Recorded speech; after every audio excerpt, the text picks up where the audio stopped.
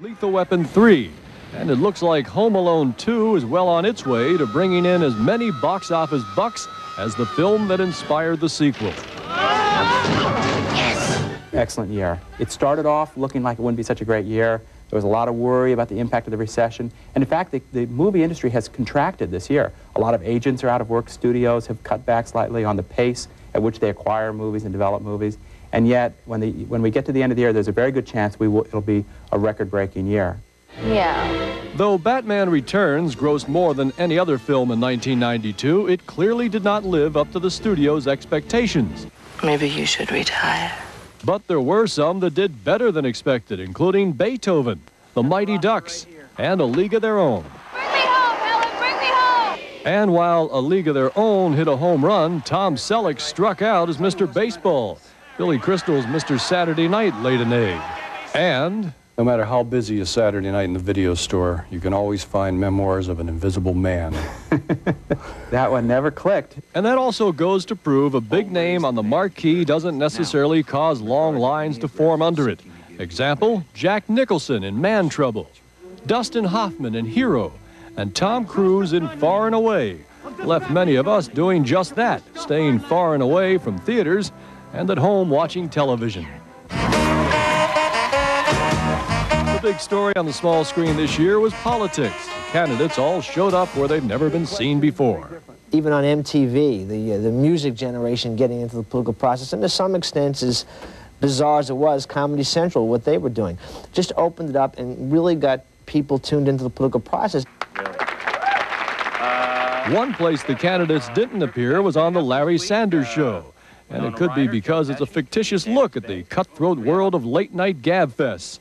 The HBO series starring Gary Shandling as Sanders also became one of the few TV highlights of the year. I don't know the secret word and don't care. Bill Cosby took his chance as the host of You Bet Your Life, a revival of the 1950s hit comedy/game show starring Groucho Marx. Well, You Bet Your Life in syndication is a miss, and I wouldn't bet my life that it'd be back next year.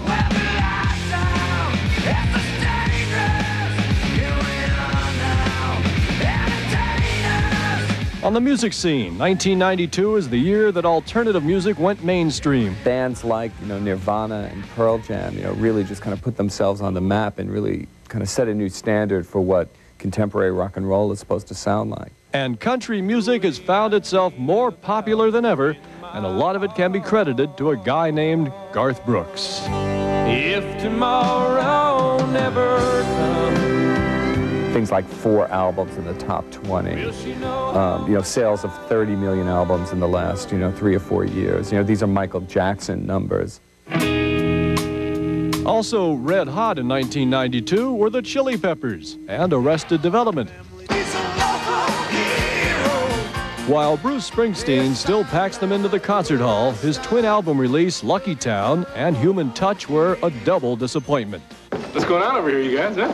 And one final footnote in the world of television. After 11 years as one of the best-rated shows ever, the folks at Cheers have decided to call it quits. It's certainly one of the hits that's gonna be missed. Bill Tush, CNN Entertainment News, New York.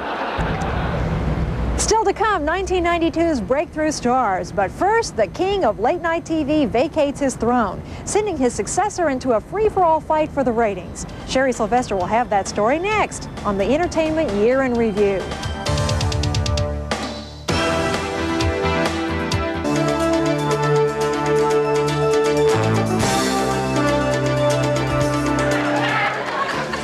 What are you staring at me like that for?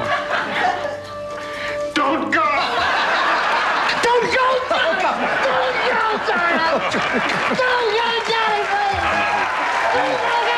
Welcome back to the Entertainment Year in Review. In the world of late-night television, Johnny Carson's retirement as host of The Tonight Show marked the end of an era. It also marked the beginning of a battle, as CNN's Sherry Sylvester reports.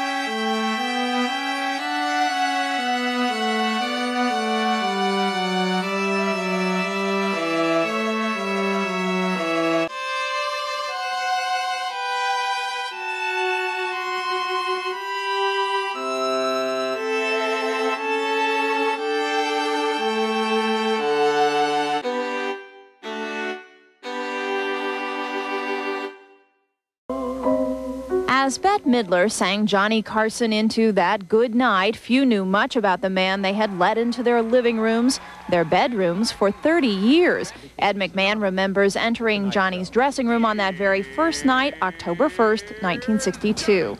I said, we go downstairs tonight. How do you see my role? He said, Ed, I don't know how I see my own role. Let's just go down and entertain the hell out of them. Johnny Carson's heartbeat doubled each night just before his monologue. Doctors proved this years ago. Carson came alive when the red light came on, and if the audience was comfortable with him in their homes, he was truly at home in front of them. Would you mind, just for a second, if I sat there just for a second?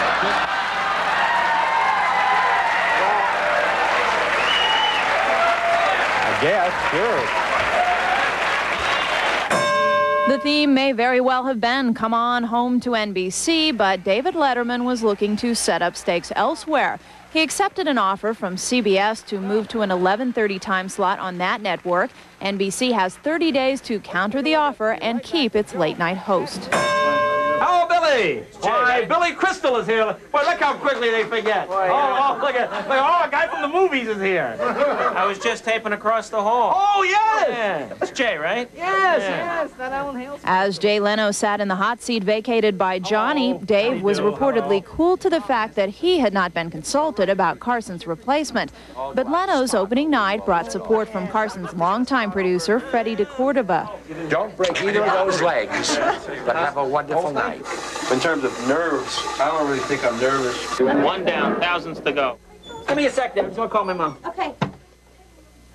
I haven't yet mastered that Carson/Houdini-like ability to extricate myself from the bad joke. Saturday Night Live favorite Dennis Miller rang in the new year with his own talk show. I don't even want to win. It seems to me winning drives you mad. I'd like to stay on. But Miller couldn't even manage that. Part of the problem, booking battles, as Leno's longtime manager turned executive producer Helen Kushnick strong-armed guests to keep them on The Tonight Show and away from the competition. They're very tough people, The Tonight Show, and that's not why I'm off, but I'm not also going to, like, you people and tell you everything was candy and light. I like Dennis. He should be staying, and punk-ass Leno should be going. Anyway. Leno's bashing by Arsenio was supported by manager Ken Cragen, who painted an ugly picture of life behind Leno's curtains. NBC issued a statement supporting Leno but firing Kushnick. She has not consented to an on-camera interview with CNN, but she told USA Today that she was attacked simply because she is a woman. Do I think she's gotten a bad rap? Yes, I think, and yes, she's gotten a bad rap. Gary Shandling offered a behind-the-scenes parody of the late-night experience, as if we all hadn't already heard enough. And there's only one talk show host, late night. That's Arsenio Hall. While Arsenio was counting on magic, his ratings went down, Leno's went up. Whoopi Goldberg and Rush Limbaugh joined the fray. Chevy Chase is set to start talk show hosting next year. And while no one behind the scenes was looking, Ted Koppel beat them all with Nightline. It's fun. I mean, with so many serious, horrible things in the news like AIDS and war and whatnot, people get a kick out of gossipy late night. Ooh, what's going to happen? Ooh, is this going to... No, it doesn't bother me. Not when you put it against all the serious things that are going on. A perspective that echoes his predecessor. Well, it's not all that important. It's just a television show. It's not, the Dead Sea Scrolls.